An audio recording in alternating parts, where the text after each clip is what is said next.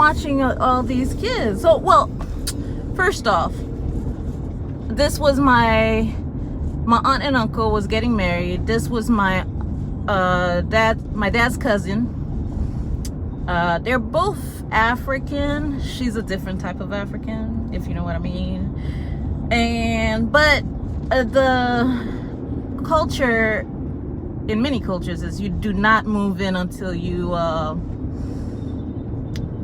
get married. So they had to act like they were living in different places, which out here is too expensive to be having two different homes, right? People don't want to hear that. Plus you gotta send money home, so it was like there's no excuses. You better get up and do what you need to do, right? So my uncle had to kind of like move in with us for a little bit because her mom was coming from out of town.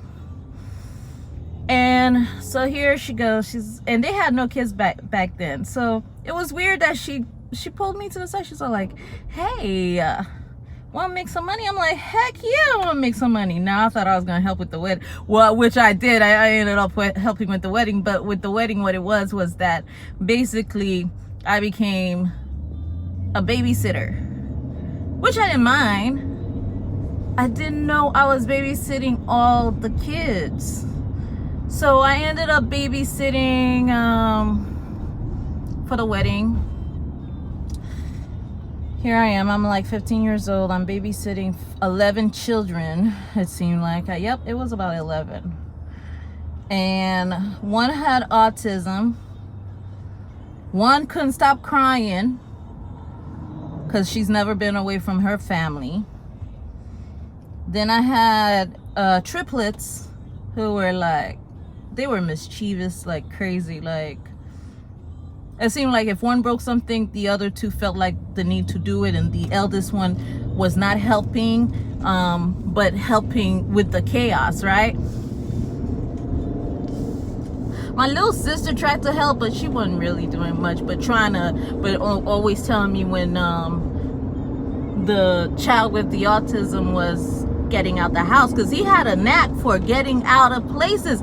I don't, to this day, when I said I locked everything till this day. I don't know how he kept getting out of the house. Everything was still locked. I still can't figure it out, and he won't talk. The thing is, the only thing that would keep him to stay inside was me playing James and the Giant Peach over and over and over and over again. And then finally, you know, the other kids were getting like, we don't want to see that anymore. He had his own little play recorder and everything. So the other kids are like, they don't want to see that no more. Now, they're tearing up pillows and stuff. This is not my house. I'm like, what? I'm trying to get them all to eat. The little girl, she wouldn't eat. She's crying the whole time. I'm holding her the whole time. She cried till she got sick. Now I'm calling her mama. None of these parents wanted to pick up their phones and come get their kids. And this is when cell phones first came out. So some I had to page and some I had to call.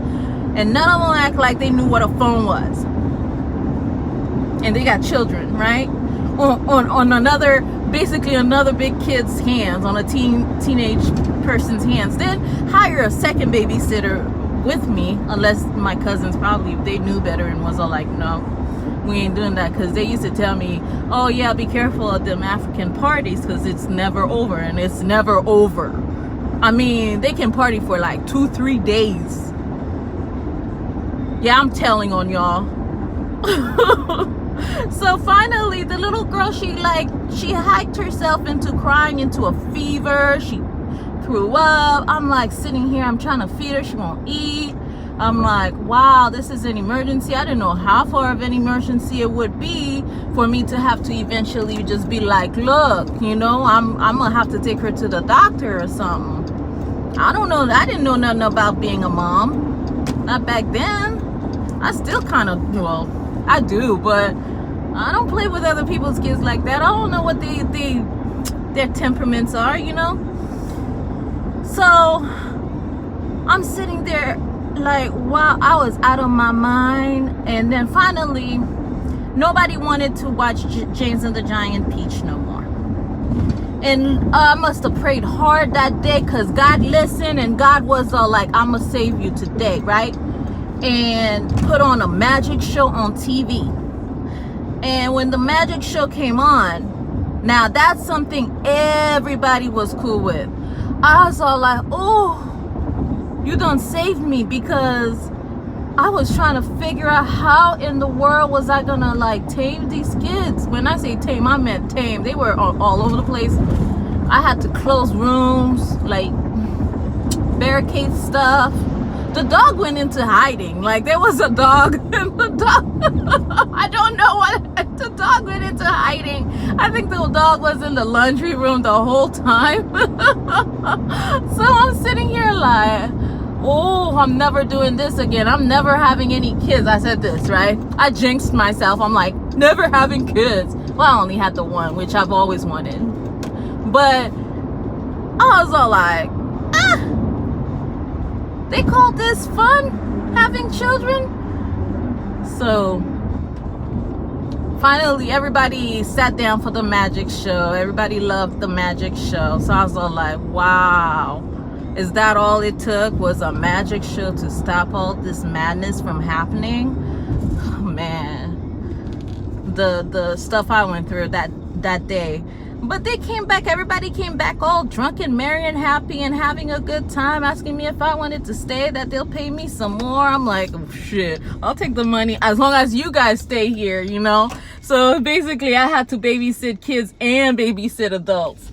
And so, but I didn't mind. I made some good money that summer. I was all like so proud of myself, because I'm one of those, I'm a saver. So I wasn't like the other teenagers where I blew it off.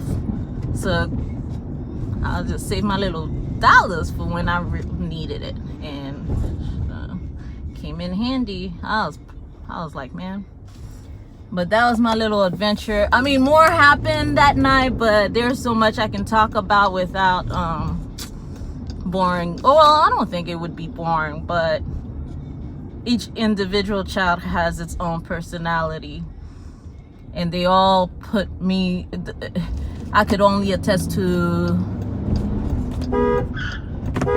dumbass. You see that shit? And then he gonna drive off like he don't see me.